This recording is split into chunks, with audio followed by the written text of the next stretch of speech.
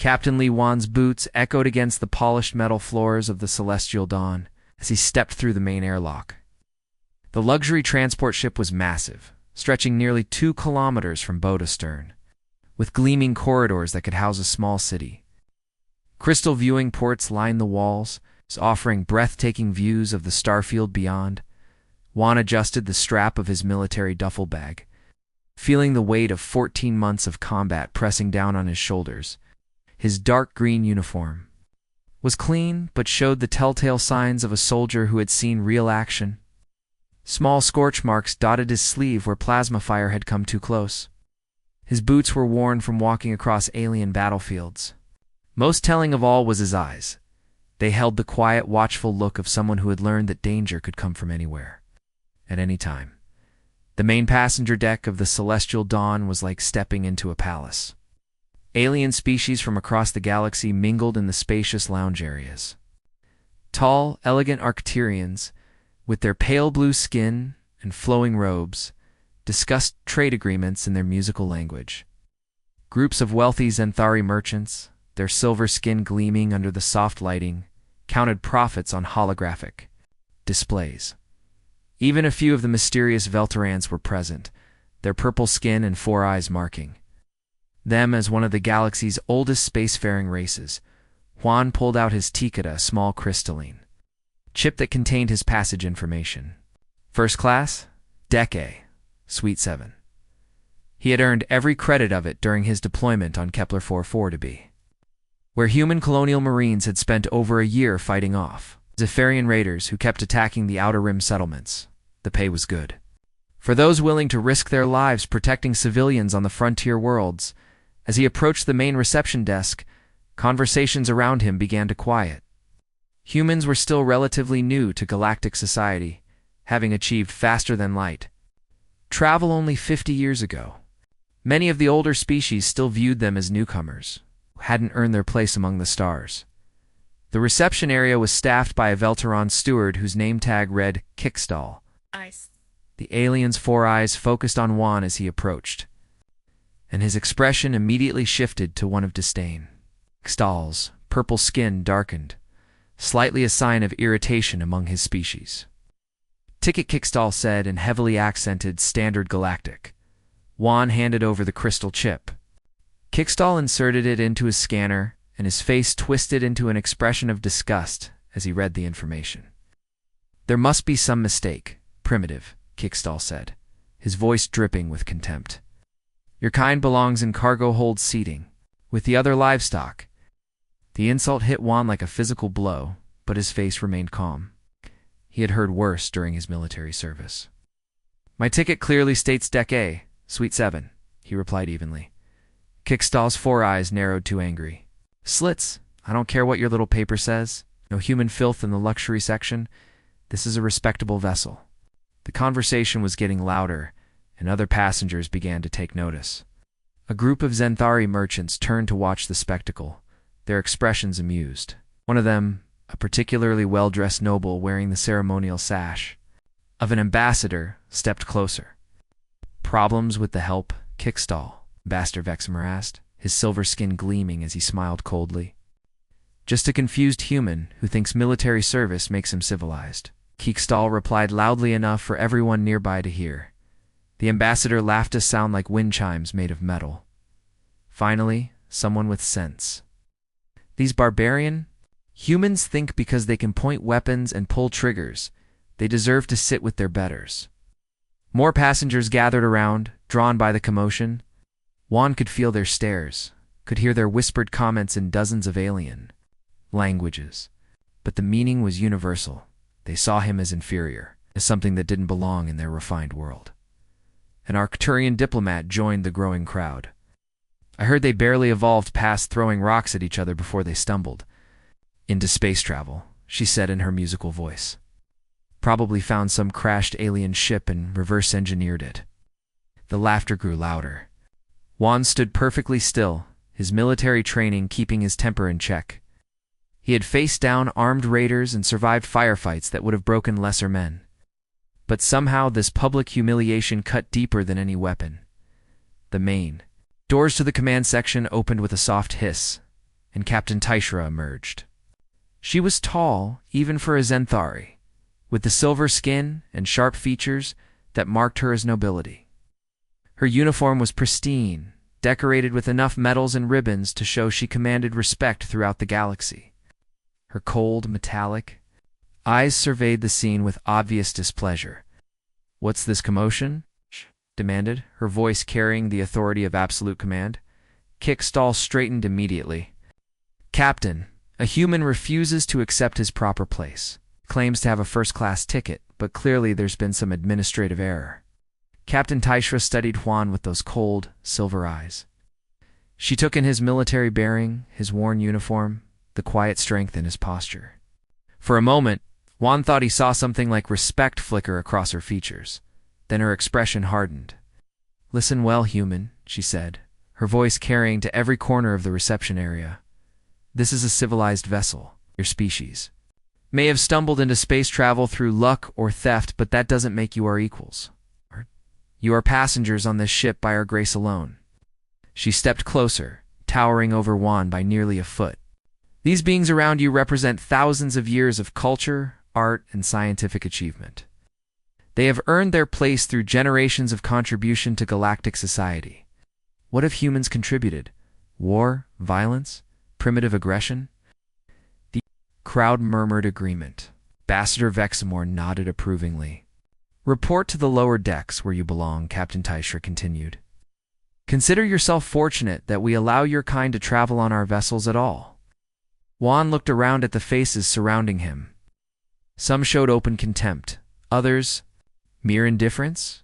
Not one showed sympathy or understanding. These beings saw him as nothing more than a barbarian playing dress-up in a soldier's uniform. Without a word, Juan reached down and picked up his gear bag. The weight of it reminded him of all the battles he had fought, all the lives he had saved, all the times he had put himself between innocent civilians and the kind of violence these pampered aliens couldn't imagine.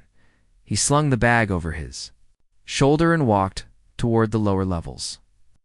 Behind him, the alien passengers continued their mocking laughter, their conversations already moving on to more interesting topics.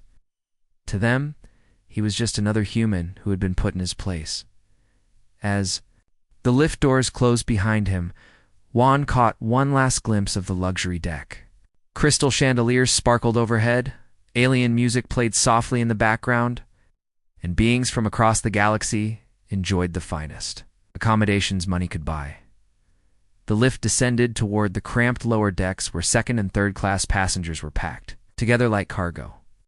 Juan found an empty seat in a crowded compartment filled with other beings who couldn't afford better accommodations. The contrast was stark here. The lighting was dim, the air recycling systems worked overtime, and the constant hum of the engines was much louder. But as Juan settled into his uncomfortable seat, he felt something the beings upstairs would never understand. He felt the quiet satisfaction of a job well done, of duty fulfilled, of having served something greater than himself. Let them have their luxury and their arrogance. When trouble came in his experience, trouble always came they would. Learn what human strength really meant. Outside the small porthole beside his seat, the stars wheeled slowly as the celestial dawn prepared for its jump to hyperspace. Juan closed his eyes and tried to rest, unaware that in less than 24 hours, every being on this ship would owe him their life, 20-6 hours into the journey. Captain Lee Juan was dozing in his cramped seat in the lower passenger deck when the universe exploded around him. The ship's emergency alarms shrieked like banshees, their piercing wail cutting through every conversation and drowning out the normal hum of the engines.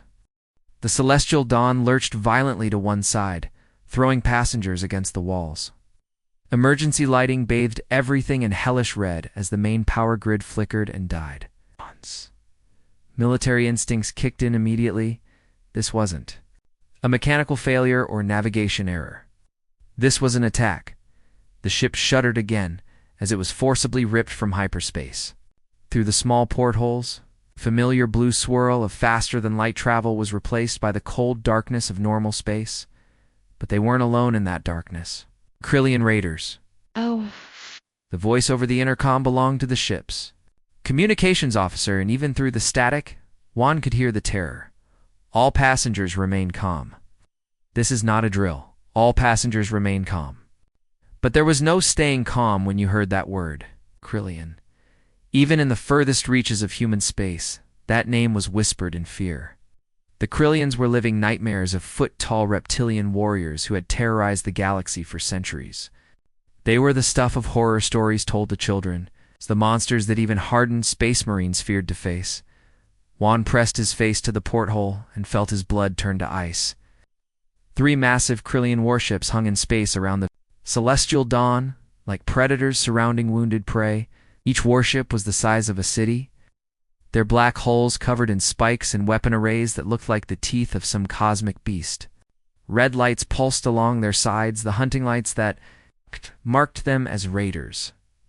The largest of the 3 ships was moving closer, its forward section opening like a metal flower to reveal dozens of boarding pods.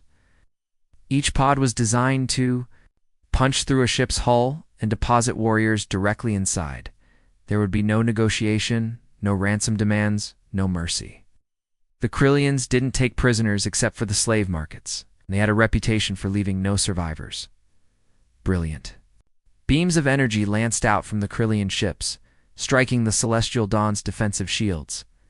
The transport's shields designed to deflect space. Debris and minor impacts held for exactly 30 seconds before collapsing completely. The Krillian hull-cutting beams sliced through the ship's armor. Like it was made of paper, the first boarding pod hit the ship's hull with a sound like thunder. Then another.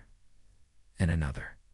Within minutes, 12 boarding pods had attached themselves to various sections of the Celestial Dawn, their cutting beams boring through the outer hull to create entry points. Emergency bulkheads slammed shut throughout. The ship, as the automated systems, tried to contain the breach. But Juan knew it was too late. The Krillians were inside. The ship's security forces responded immediately. 6 Velteran guards, armed with basic energy rifles and wearing light protective gear, rushed toward the breach points. Juan had seen the guards during boarding. They were typical transport security, trained to handle drunk passengers and minor disputes. It's not military-grade combat. They lasted exactly 90 seconds. The screaming started immediately. Not the screams of fear or surprise, but the screams of beings facing something far worse than death. They took their time. They made examples. Through the ship's internal communication system, Juan could hear the sounds of battle. Energy weapons firing, metal tearing, and then the terrible silence that followed. The guards never had a chance. In the luxury section, 3 decks above, the passengers who had mocked Juan just hours earlier now faced a very different reality. Ambassador Vexamor, the proud Zinthari noble who had called humans barbarians, was pressed against a viewing screen watching the security feeds with tears streaming down his silver face. On the monitors, massive Krillian warriors in powered armor moved through the ship's corridors like death incarnate. Each warrior stood over 8 feet tall, their reptilian features hidden behind elaborate battle masks that made them look like demons from the deepest pits of space. Their armor was black as the void between stars, powered by fusion cells that made them nearly invulnerable to standard weapons. The Krillians moved with terrifying efficiency. Anyone they encountered who tried to run was cut down immediately. Those who surrendered were herded toward the cargo holds, the first step in processing them for the slave markets. The raiders had done this thousands of times before. They knew exactly how to break a ship's crew and passengers. "They're going to kill us all," whispered Kickstall, the Velteron steward who had refused Juan a seat. His purple skin had turned almost white with fear, and his 4 eyes darted frantically around the luxury lounge where dozens of alien passengers. Huddled together, Captain Tishra tried desperately to send a distress signal, her fingers flying over the communication console, but every channel was filled with static. The Krillians had deployed jamming technology that blocked all subspace communications. No one would know what happened to the Celestial Dawn until it was far too late. On the security monitors, they could see the boarding party's leader. War Commander Skargith was a legend even among the Krillians. His red-painted armor marked him as a veteran of over 100 successful raids. His battle mask was decorated with the skulls of various alien species trophies from his victims. The massive plasma cannon mounted on his shoulder had ended. More lives than most beings could count. Scargith moved through the ship like he owned it, which in a sense, he did. Behind him came his elite shock troops, 12 of the most experienced Krillian warriors in the galaxy. Each one was a master of warfare, trained from birth to kill and destroy. They had never failed a raid, never left survivors, never shown mercy. The Arcturian diplomat who had joked about humans barely evolving, past throwing rocks, was now cowering behind an overturned table. Her musical voice was gone, replaced by terrified whimpering. The Zenthari merchants, who had counted their profits so proudly, were now calculating their chances of survival and finding the numbers wanting. Through the ship's corridors, the sounds of the Krillian advance echoed like a countdown to doom. Heavy footsteps, weapons charging, the occasional blast of energy fire as they eliminated any remaining resistance. The raiders were methodical, professional, and absolutely ruthless. Captain Tishra watched her crew fall one by one on the security feeds. Her engineering staff was overwhelmed in minutes. Her bridge crew lasted only slightly longer. The medical staff never even had a chance to arm themselves. "How long until they reach us?" asked Ambassador Vexamore, his voice shaking. Tishra checked the ship's schematics. The Krillians were moving deck by deck, securing each section before advancing. They had already taken the lower levels, the engineering section, and the crew quarters. The luxury deck was next. 10 minutes, she said quietly. Maybe 15 if they take time to process the prisoners. The alien passengers looked at each other with the knowledge that their lives were measured in minutes. These beings who had felt so superior, so civilized, so advanced, were about to learn what real terror felt like. But 3 decks below, in the cramped confines of the lower passenger area, Captain Li Huan was already moving, while the aliens above waited for death. The human soldier was preparing for war. He opened his gear bag and began assembling his service weapon. His movements calm and methodical despite the chaos. Around him, the other passengers in the lower deck, mostly workers and travelers, who couldn't afford luxury accommodations, watched him with growing hope. Here was someone who didn't look afraid. Here was someone who looked like he knew what to do. Juan checked his weapons, power cell, and ammunition count. 14 months of combat experience had taught him that when death came calling, you had 2 choices, fight or die. And Li Wan had never been good at dying. The screaming from above was getting closer. Soon, the Krillians would reach the luxury deck, and when they did, they would discover that this transport carried more than just frightened civilians. It carried a human soldier. And humans, as the galaxy was about to learn, fought differently than anyone else. The main corridor of Deck A had become a tomb. The elegant crystal chandeliers that once cast beautiful light across polished floors now flickered with emergency power. The soft alien music that had played during the journey was replaced by the distant echoes of screaming and the heavy thud of armored boots approaching. War Commander Scargith led his elite death squad through the ship's corridors like a force of nature. Behind his elaborate battle mask, rows of razor-sharp teeth gleamed in anticipation. His red-painted armor bore the scars of 100 successful raids, and the plasma cannon mounted on his shoulder hummed with deadly energy. This was supposed to be Easian, another soft transport full of helpless civilians.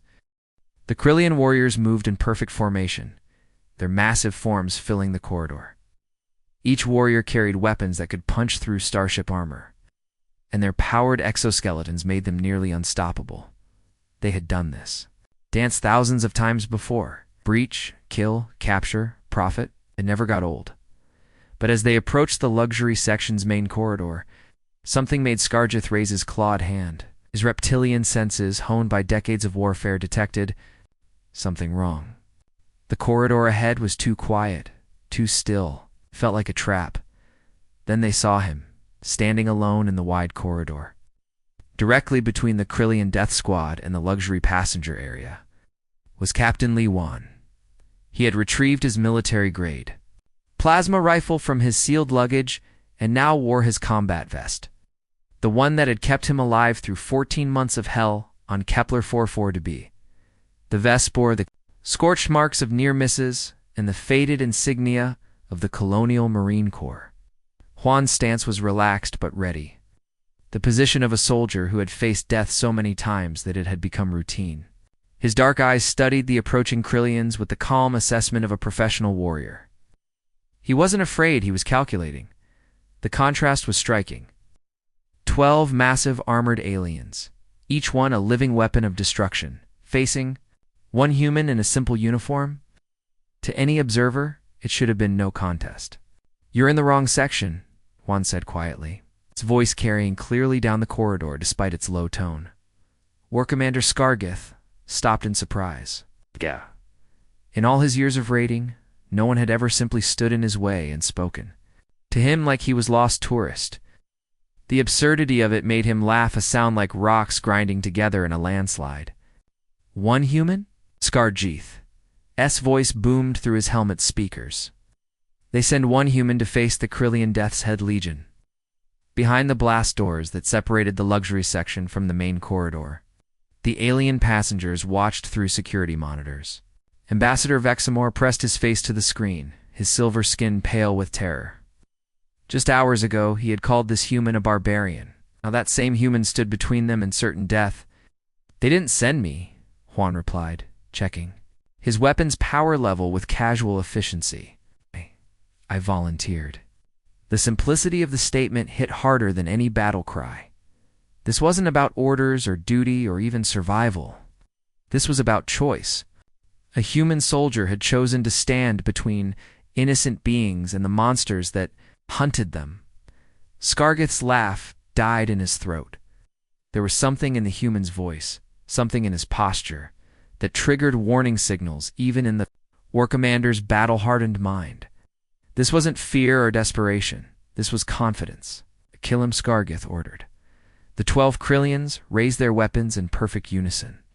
Heavy plasma rifles, particle beam cannons, and fusion grenades. All targeted the lone human standing in their path. Enough firepower to level a building focused on one man. Juan moved. What happened next would be analyzed by military academies across the galaxy for decades to come. The human didn't charge forward in rage or dive for cover in panic. Instead, he flowed like water, his movements so smooth and precise they seemed almost choreographed. As the first volley of enemy fire lit up the corridor, Juan was already gone from where he had been standing. He rolled left, came up behind one of the decorative support pillars, and fired a single shot.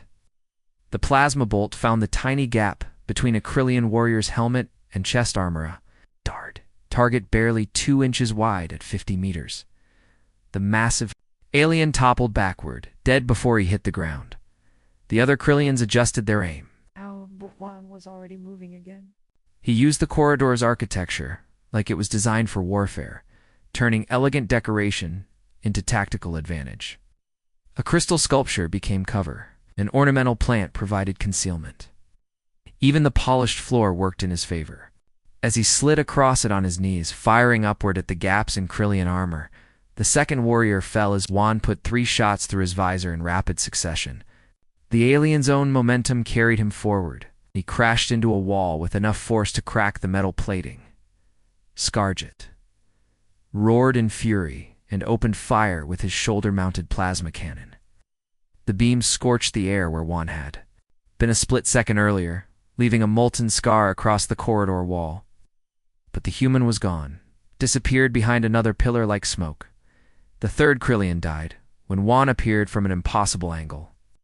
Having somehow gotten behind the squad's formation, his rifle spoke once, and the warrior's fusion power pack exploded in a shower of sparks and alien blood. "Impossible," Scargith snarled.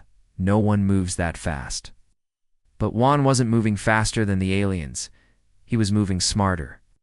Every step was calculated, every shot planned 3 moves ahead. This wasn't the wild fighting of a desperate man.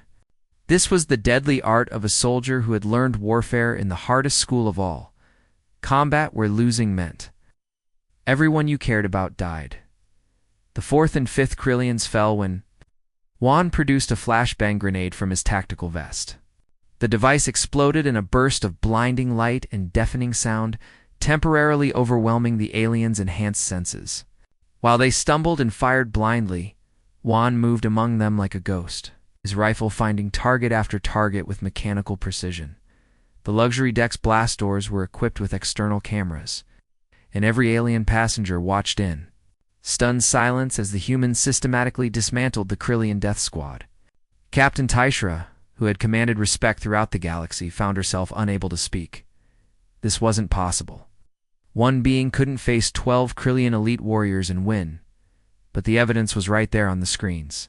7 massive alien warriors lay dead in the corridor, their advanced armor and superior weapons useless against human tactics and determination. The remaining 5 Krillians began to retreat, firing wildly as they backed away from the lone human. Their formation was broken, their confidence shattered. These were warriors who had terrorized the galaxy for centuries. They were running from one man with a rifle. Scargith S. Voice crackled over his squad's communication system. Fall back. Fall back to the primary breach point. But even as they retreated, the war commander's mind was racing. How had one human done this? How had he moved so precisely, shot so accurately, anticipated their every move? The Krillians had intelligence, files on every major military force in the galaxy, but nothing had prepared them for this. Behind the blast doors, Kickstall the steward whispered in amazement, "What is he?" Ambassador Vexamore, his earlier arrogance completely gone, could only stare at the monitors. "He's human," he said quietly. "He's what we should have recognized from the beginning." The corridor fell silent except for the hum of emergency lighting, and the distant sound of Krillian boots retreating into the ship's depths. 7 elite warriors beings, who had never known defeat, lay motionless on the polished floor. And standing among them, checking his weapon's ammunition count with the same calm professionalism he had shown from the beginning, was Captain Lee. Juan, his uniform was barely wrinkled. His breathing was steady. He looked like a man who had just finished a routine training exercise, but this was no exercise. This was a human soldier doing what humans did best, standing between the innocent and the dark, no matter the odds. The aliens who had mocked him, who had called him primitive and uncivilized, now understood something that would change how the galaxy viewed humanity forever. When humans fought, they didn't fight for glory or conquest. They fought for something far more dangerous to their enemies. They fought for each other. And when they fought for each other, they became something more than soldiers. They became unstoppable. Juan didn't wait for the surviving Krillians to regroup. The moment their heavy footsteps faded down the corridor, he was moving. While the aliens who had mocked him cowered behind blast doors, the human soldier did what he did best. He adapted, improvised, and overcame. The celestial dawn was a luxury transport, but underneath all the polished surfaces and elegant decoration, it was still a starship. Juan knew starships. 14 months of fighting aboard everything from cargo haulers to battle cruisers during the Rim Wars had taught him that every vessel had the same basic systems: life support, power distribution, gravity generators, and most importantly, maintenance access. Juan found the nearest service panel and pried it open with his combat knife. The maintenance shaft beyond was barely wide enough for a human, which was exactly what he was counting on. The massive Krillian warriors, with their 8-foot frames and bulky power armor, would never fit through these narrow passages as he crawled into the ship's hidden arteries. Juan pulled up the vessel's schematics on his wrist display. Every colonial marine was trained to read starship blueprints. You never knew when you'd need to fight your way through an enemy vessel or evacuate a damaged friendly one. The Celestial Dawn was larger than most ships he'd served on, but the basic layout was familiar. The ship became his weapon. For the next 6 hours, the Celestial Dawn transformed from a luxury transport into a hunting ground. But the predator wasn't the alien raiders. It was the lone human moving through the ship's veins like a ghost. Juan's first target was a Krillian warrior who had been left to guard the engineering section. The alien stood at his post, confident in his superior size and firepower, watching the main corridor for any approach. What he didn't watch was the ceiling. The engineering section had dozens of maintenance access points, and Juan had spent an hour studying the layout. He moved through the air ducts like a spider, his movement silent despite the confined space. When he reached the position directly above the guard, he waited. Patience was something humans had learned the hard way during the Rim Wars.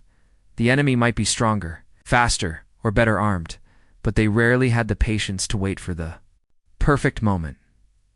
The Krillian guard shifted his weight, relaxing slightly as the minutes ticked by with no sign of the human. That was his mistake. Juan dropped through the ceiling vent like death itself, his plasma rifle already aimed and firing.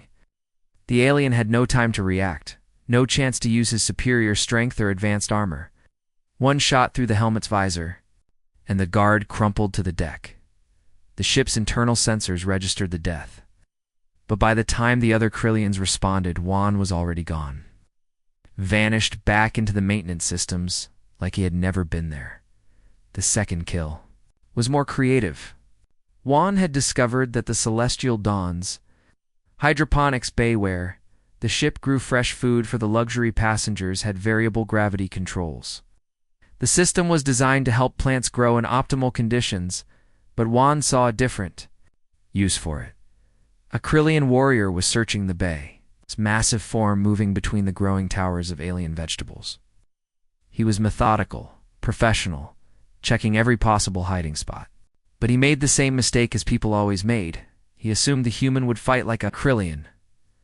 Juan waited until the warrior was directly beneath one of the gravity control nodes, then activated the system remotely from his position in the air ducts.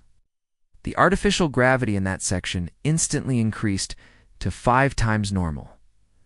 The Krillian's own body weight became his enemy. His power armor, designed to enhance his strength, suddenly felt like it was made of lead, crashed to the deck with bone-crushing force, his armor cracking under the pressure. Before he could adjust or escape, Juan increased the gravity to 10 times normal. The deck plating groaned under the stress, and the Krillian warrior was crushed like an insect. When Juan finally turned off the gravity field, there was nothing left but twisted metal and alien blood. War Commander Scarjeth's voice boomed through the ship's intercom system. "Clever, human. But let's see how clever you are when innocent lives are at stake." The War Commander had learned from watching his warriors die. If he couldn't fight the human directly, he would force the human to come to him. He gathered a group of Arcarian civilians, the same beings who had laughed at Juan's humiliation, and barricaded himself in the medical bay. "I have 12 hostages," Scargeth announced. "Surrender yourself, or watch them die one by one." The threat should have worked. Any reasonable being would have been forced to choose between their own life and the lives of innocents. Had made a critical error in judgment, he assumed the human would think like a Krillian. Juan's response came. Through the ship's communication system, his voice calm and cold as space itself. "You want to negotiate? Here's my counteroffer." The lights in the medical bay went out. Juan had spent the last hour mapping the ship's power distribution network. Every system, every light, every piece of equipment was connected to the main grid, and he had found the controls. The medical bay plunged into absolute darkness. Emergency lighting flickered on, casting eerie red shadows that danced and shifted. Then those lights went out too. Then the backup power. In seconds, the medical bay became a maze of shadows and blind corners. Helmet had night vision, but it was designed for open battlefields, not the confined spaces of a ship's interior. The shadows played tricks on his enhanced optics, making him see movement where there was none and missing real threats. One by one, his remaining warriors began to die. A plasma bolt from the darkness, a throne blade finding the gap in armor, a grenade rolling across the floor before exploding in a shower of sparks. Each death was precise, professional, terrifying in its efficiency. When the lights finally came back on, Scargeth stood alone among the bodies of his elite warriors. The hostages were unharmed, huddled in a corner where the human had somehow moved them without the War Commander noticing. Human. Scargeth roared over the intercom, his voice cracking with rage and something that might have been fear. "Face me with honor. Fight me like a warrior." Juan's voice came back through the speakers, and every being on the ship could hear it on her. "You're slavers and murderers. You raid civilian ships and sell innocents into slavery. There's no honor in what you do, alien. There's only the mission." The final confrontation came in the cargo bay, where Scargith had retreated to make his last stand.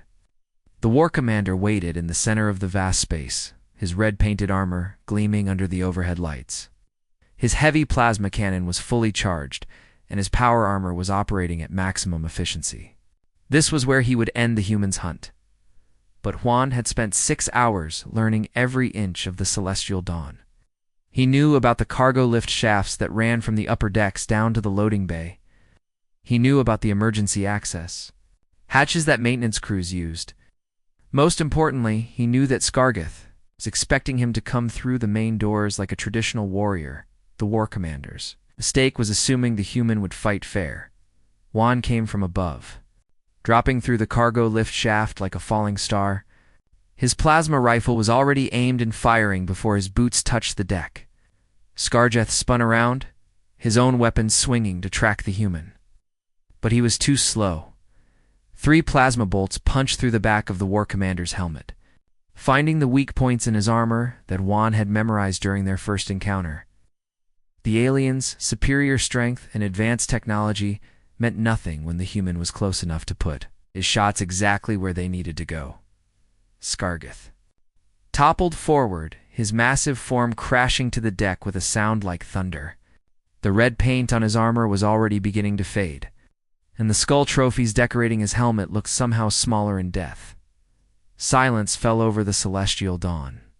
The ship's engines hummed quietly, the life support system cycled. Air through the corridors, and somewhere in the distance, a loose panel rattled against the hull.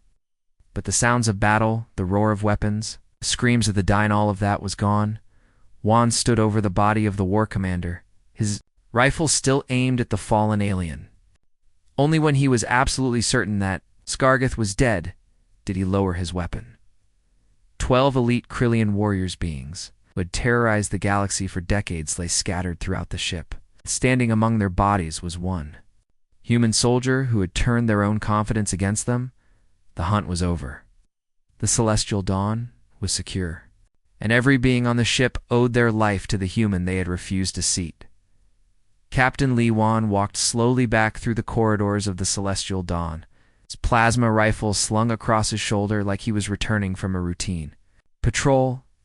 His boots echoed against the polished floors, but now the sound carried a different weight. These weren't the footsteps of a rejected passenger. These were the footsteps of a guardian returning home. The ship's corridors told the story of what had happened. Scorch marks on the walls where plasma fire had missed its target. Twisted metal where grenades had exploded, and scattered throughout the vessel, the bodies of 12 Krillian elite warriors beings, who had terrorized the galaxy for centuries, now lying still and silent. Each fallen warrior represented a legend of fear that had been shattered. These weren't just soldiers. They were the nightmare stories that parents told their children. The monsters that seasoned space marines whispered about in bars. War Commander Scargith alone had destroyed entire colonies. His warriors had never known defeat until today. Until one human soldier showed them what real warfare looked like in the luxury section. The alien passengers huddled behind their blast doors, watching the security monitors with a mixture of disbelief and growing understanding. The feeds showed Juan moving through the ship like he owned it, his posture calm and controlled. This wasn't the same being they had mocked just hours earlier. Captain Tishra stood at the blast door controls, her silver hands trembling slightly. In all her years commanding vessels across the galaxy, she had never seen anything like this. One being, one supposedly primitive human, had done what entire fleets sometimes failed to accomplish. "He's coming back," whispered Ambassador Veximer, his voice filled with something that might have been wonder, when Juan appeared on the main corridor monitor. Walking past the bodies of his enemies, the alien passengers finally understood what they were looking at. This wasn't a primitive barbarian who had gotten lucky. This was a professional warrior who had been underestimated by beings who were confused. Technology with strength? Captain Tishra's hands shook as she opened the blast doors, The mechanism hissed softly, and the barriers that had protected the luxury passengers slowly retracted. Ah! For the first time since the attack began, the aliens found themselves face to face with their savior. Juan stepped through the doorway, and the contrast was striking. He was smaller than most of the beings in the room, wearing a simple military uniform that showed the wear of real service. His dark eyes held no anger, no pride, no demand for recognition. He looked like a man who had simply done his job, Captain. Tishra's silver eyes met Juan's dark ones, and for the first time in her life, she felt true shame. Not embarrassment or regret, but the deep, soul-cutting shame of recognizing a terrible mistake. "Hey, Captain Lee," she said quietly, her voice barely above a whisper. We owe you our lives." The words hung in the air like a confession. Around the luxury lounge, beings who had spent their entire existence believing in their own superiority now faced the reality of their helplessness. Without this humanness being they had dismissed as primitive, they would all be dead or worse. "Ambassador." Vexamor stepped forward, his elaborate robes rustling with each movement. The proud Zenthari noble who had called humans barbarians now looked at Juan with something approaching. "The entire galaxy will hear of this," Vexamor said, his voice filled with amazement. "One human against 12 Krillian elite warriors. It's impossible." Juan's response was simple, direct, and somehow more powerful than any boast could have been. Not impossible, just necessary. Those 3 words captured everything the aliens had failed to understand about humanity. Humans didn't perform miracles because they were superhuman. They performed miracles because someone had to, and they happened to be their Cox, single quotes tall, the Velteron steward who had refused Juan a seat, now approached with tears streaming down his purple face.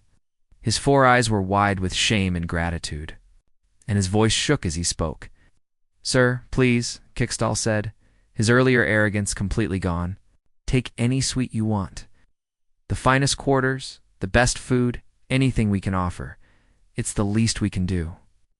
The alien passengers nodded eagerly, desperate to somehow make amends for their earlier treatment. They offered him credits, honored, positions, anything they could think of to show their gratitude and wash away their shame. But Juan simply shook his head. "I just want a seat to finish my journey home." The simplicity of the request hit harder than any demand for compensation could have. After saving every life on the ship, after facing down the galaxy's most feared warriors, all he wanted was what he had paid for in the first place, a seat on a transport home. As the celestial dawn limped toward the nearest starport, word of the battle began to spread across subspace communication channels. The story traveled faster than light itself, carried by emergency broadcasts and merchant ship gossip. Within hours, every major world in the galaxy knew what had happened. 1 human soldier, 12 Krillian elite warriors, a luxury transport, saved by the being its passengers had scorned. The galactic council chambers on Centauri Prime erupted in chaos as the news arrived. For decades, human applications for full membership had been debated, delayed, and quietly dismissed. Humanity was too young, too aggressive, too unpredictable for civilized society. But now, species after species began to speak up. Who had first-hand accounts from Kickstall, the Zenthari, whose ambassador had witnessed the battle, the Arcturians, whose civilians had been saved from slavery. One by one, they testified to what humans could do when their backs were against the wall. The applications that had been gathering dust for years were suddenly fast-tracked. Species that had fought alongside humans in border conflicts spoke of their reliability, their courage, their unwillingness to abandon allies. The galaxy was beginning to understand that having humans as enemies was dangerous, but having them as friends was invaluable. The Celestial Dawn docked at Kepler Station. 3 days later, its hull scarred by plasma fire, but its passengers alive. As the ship's records were updated, new notation appeared next to Captain Lee Wan's name: Hero of the Celestial Dawn, Defender of the Innocent, Human. But the real change wasn't in the official records. It was in the way the galaxy looked. At humanity, when the ship finally reached Earth's orbital station, Juan gathered his simple gear bag and prepared to complete his journey home. The same bag that had held his salvation, his weapons, his armor, his tools of war now seemed like just another piece of luggage. Captain Tishra waited for him at the airlock, her silver face showing emotions that her species rarely displayed publicly.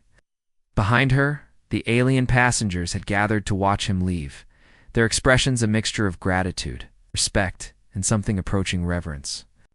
Captain Lee Tishra said, her voice stronger now, but still carrying the weight of her earlier shame. I need you to know, we were wrong about your species, about all of you.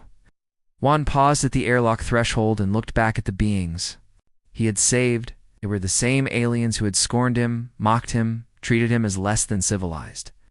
But now, they looked at him with something humanity had been seeking for generations. Genuine respect.